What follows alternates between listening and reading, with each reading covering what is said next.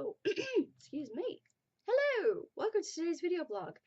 Today's video blog is going to be a little book haul that just a few books that I got over the past month or two that I would like to share with you guys, and hopefully you can let me know without spoiling anything if you read it, if you enjoyed it, and that kind of stuff like that.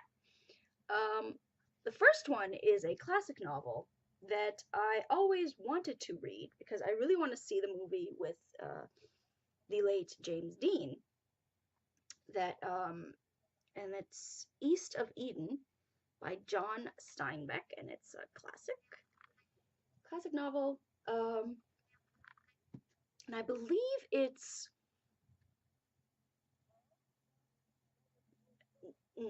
I was about to say with James Dean and Elizabeth Taylor, but I think that one was Giant. Not 100% sure. I have to look it up. I should have done that before, but I didn't because I'm an idiot.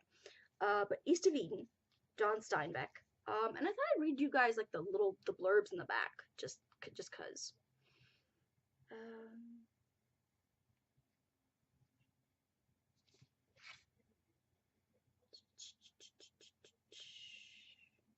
Okay. In his journal, John Steinbeck called East of Eden the first book, and indeed it has the primordial power and simplicity of myth. Set in the rich farmland of California's Salinas Valley, this sprawling and often brutal novel follows the intertwined destinies of two families, the Trasks and the Hamiltons, whose generations helplessly reenact the fall of Adam and Eve and the poisonous rivalry of Cain and Abel. Adam Trask came to California from the east to farm and raise his family on the new rich land, but the birth of his twin sons, Cal and Aaron, bring his wife to the brink of madness, and Adam is left alone to raise his boys to manhood. One boy thrives, nurtured by the love of all those around him. The other grows up in loneliness, enveloped by a mysterious darkness. First published in 1952, East of Eden is the work in which Steinbeck created his most mesmerizing characters and explored his most enduring themes: the mystery of identity, the inexplicability of love, and the murderous consequences of love's absence. A masterpiece of Steinbeck's later years, East of Eden is a powerful and vastly ambitious novel that is at once a family saga and a modern retelling of the Book of Genesis. And that sounds amazing. So, definitely looking forward to that, and definitely want to watch the movie too. The next one is from one of my auto-buy authors who I just adore, and that is C.D. Rice and Spin, the Corruption series, book 1. I love this woman's books. They're so good. She writes erotic romance, fantastic erotic romance. So let's see what it's about. Beyond forbidden, there is a love that is borderline illegal. I got a closet full of expensive, sensible shoes. He has a body built for sex and lips built for lies. I can't have him. We can't be together. Nothing about us works.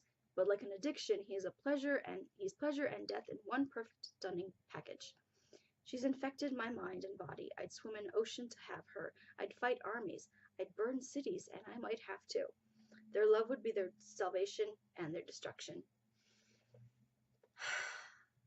I cannot wait. I'm very excited.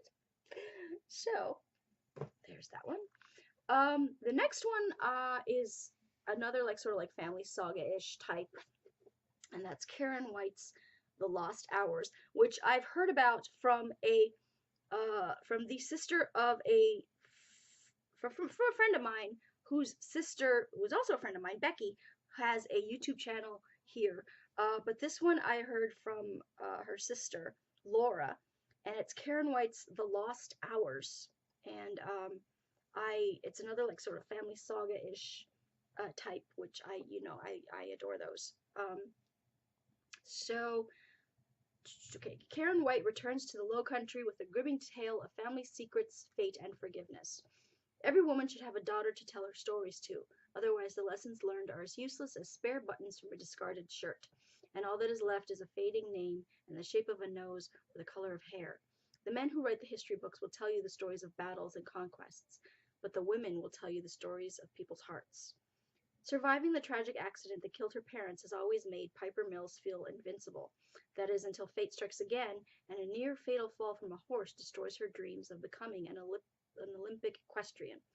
Feeling more fragile than ever, Piper returns to Savannah and to the home she inherited from her grandparents to retreat, recover, and reflect on all that she has lost.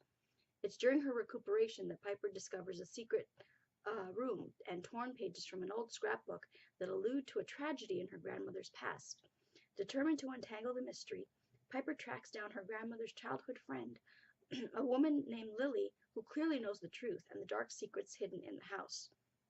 But Lily has secrets of her own, secrets she believes are better left forgotten. And for Piper to unearth the truth, she will have to be willing to open her heart to new relationships, heal the heartaches of the past, and find the courage to embrace the future. I love sagas and family secrets, so very looking forward to that. The next one is a historical by Kerrigan Byrne, The Duke with the Dragon Tattoo.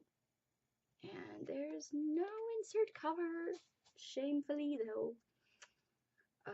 So this blurb reads, the bravest of heroes, the brashest of rebels, the boldest of lovers, men who risk their hearts and their souls for the passionate women who dare to love them.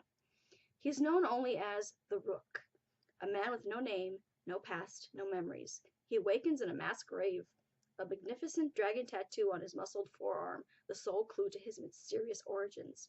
His only hope for survival and salvation lies in the deep, fiery eyes of the beautiful stranger who finds him, who nurses him back to health, and who calms the restless demons in his soul.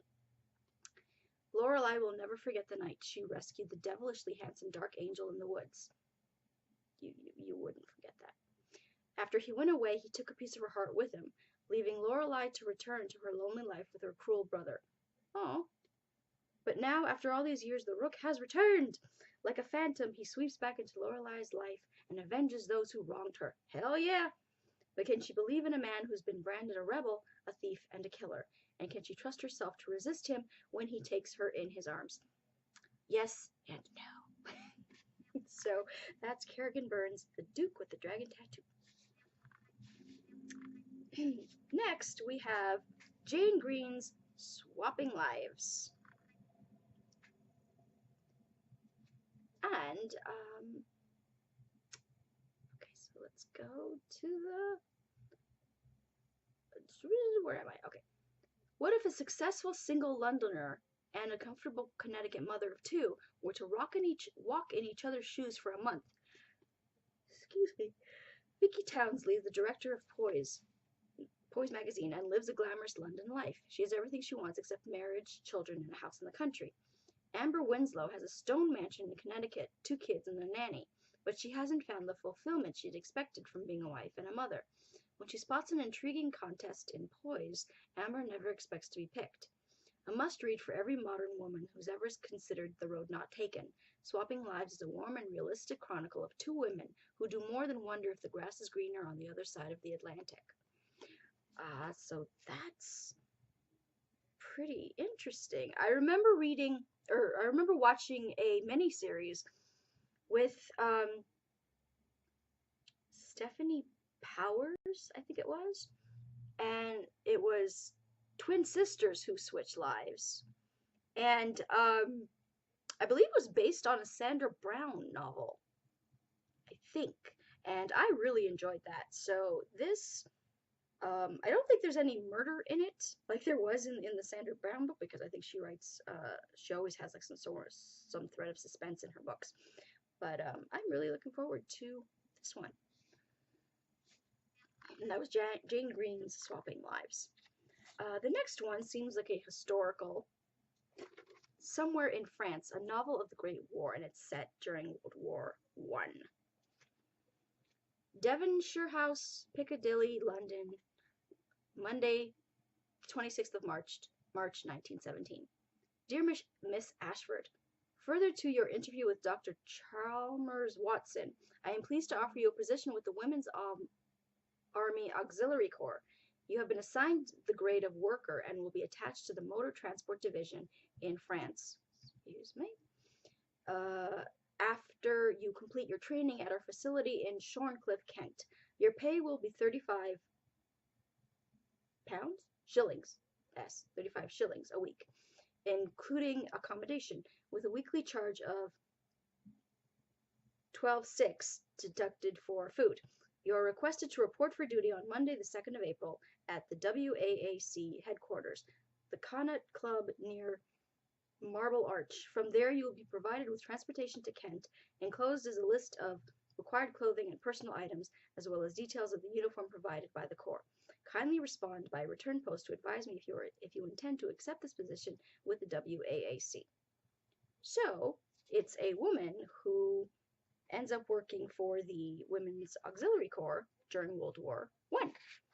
And that looks really, really amazing. So I'm very looking forward to. I love wartime set novels about specifically set like around like the women during that time, and with like a romance plot in it. So very, yeah, I need romance in my books. So the next one is a nonfiction, and it's Princesses Behaving Badly: Real Stories from History Without the Fairy Tale Endings by Linda Rodriguez McRobbie. And I love that cover. How pretty. And it's hard. Whoop, it's hardcover. So okay. You think you know her story. You've read the Brothers Grimm, you've watched Disney cartoons, and you cheered as the virtuous women lived happily ever after. But real princesses didn't always get happy endings. Sure, plenty were graceful and benevolent leaders, but just as many were ruthless in their quest for power, and all of them had skeletons rattling in their royal closets. Princess Stephanie von Holy crap. Stephanie von Hohenlohe was a Nazi spy. Oh, hello. Empress Elizabeth of the Austro-Hungarian Empire slept wearing a mask of raw veal.